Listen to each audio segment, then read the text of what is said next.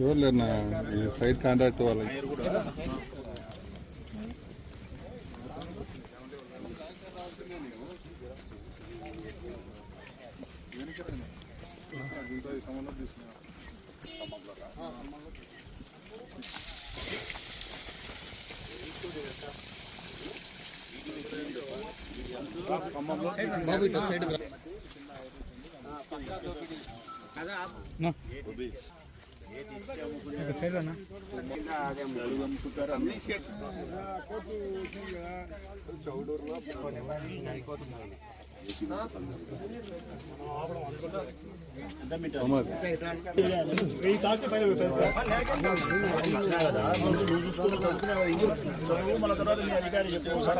lands in survey number 660 Saduru village adjacent to 690 status quo ఇపేనే న్యాయం నా వైపు ఉన్నప్పుడు నేను చెల్లిపోను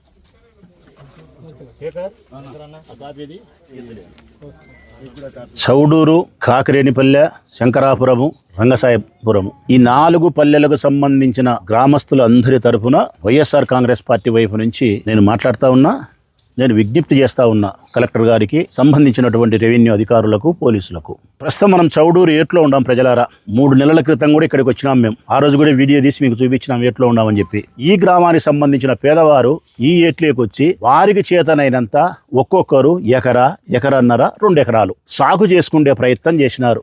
ఈ ఏరును మెల్లిమెల్లిగా 10-15 సంవత్సరాలు కష్టపడే వాళ్ళు సదును చేసి, మట్టి తోలి, బోరేసి, మోటార్లు బిగించి, పైపు లైన్ వేసుకొని, పెట్టుబడులు పెట్టి వ్యవసాయం చేసుకొని 1 ఎకరాలో లేదంటే 2 ఎకరాలలో బ్రతకడం కోసం, పిల్లానికి పిల్లలకు భూ పెట్టేదాని కోసం వ్యవసాయం చేసుకొని బతికినారు. 50 సంవత్సరాలు జరిగిన తర్వాత ఈ తెలుగుదేశం పార్టీ అధికారంలోకి వచ్చిన తర్వాత నంద్యాల వరదరాజిరెడ్డి కుమారుడు కొండారెడ్డి వీరు ఇరువురు కలిసి ఇక్కడ ఒక అభివృద్ధి కార్యక్రమం పేరుతో ఇసుక దోపిడీకి తెరదీసినారు.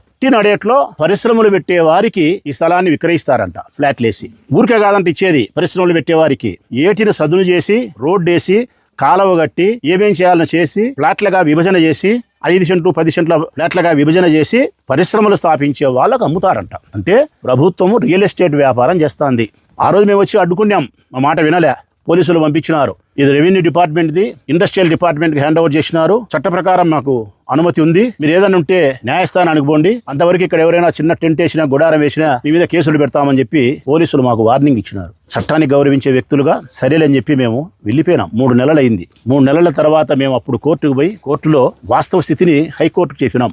హైకోర్టు మేము పోతే హైకోర్టు వారు ఇచ్చినటువంటి స్టేటస్ కో, ఇది హైకోర్టు వారు ఇచ్చిన ఉత్తర్వులు. 4వ తారీఖు ఇచ్చినారు. ఏమని ఇచ్చినారు?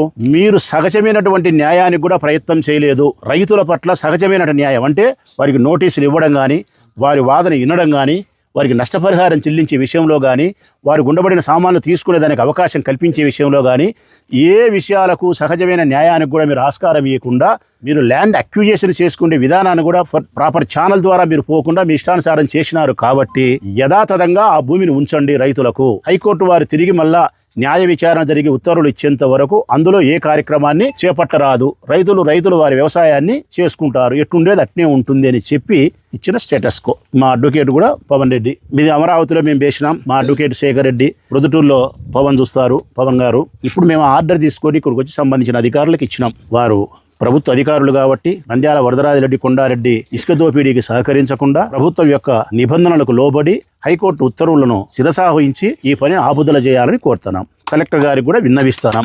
ఒకవేళ అనే పదమే ఇక్కడ ఉత్పన్నం కాకూడదు. నాకు తెలిసి ప్రభుత్వ అధికారులు కోర్టు ధిక్కారం చేయరు.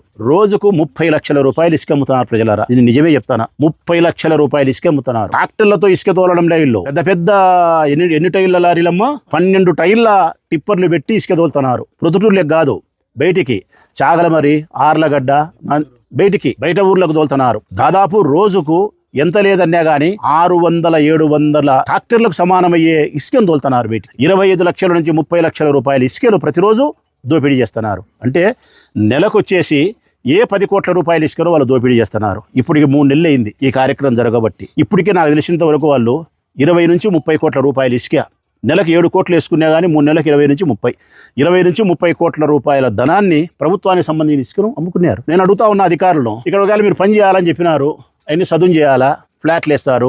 ఆ సదును చేసే క్రమంలో అక్కడ ఉండే ఇసుకను తొలగించాలా, తొలగించిన ఇసుక నంద్యాల వరదరాజిరెడ్డికి చట్టం ఉందే? నంద్యాల వరదరాజిరెడ్డి కుమారుడు కొండారెడ్డి అమ్ముకోవచ్చని చట్టం ఉందే?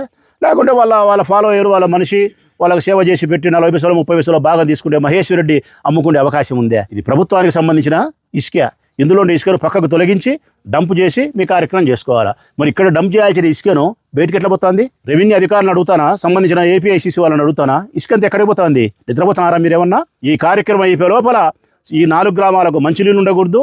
ఈ 4 గ్రామాల నుండి ఈ రైతులు వ్యవసాయం చేసుకునే వాళ్ళు బికార్లు అయిపోవాలా. ఈ పని అయిపోయే లోపల మీరు మాత్రం 100 కోట్లకు ధనవంతులు కావాలా. ఇండస్ట్రియల్ వారు చేసే ప్రయోజనం పరిశ్రమలు ఎవరు పెట్టారు?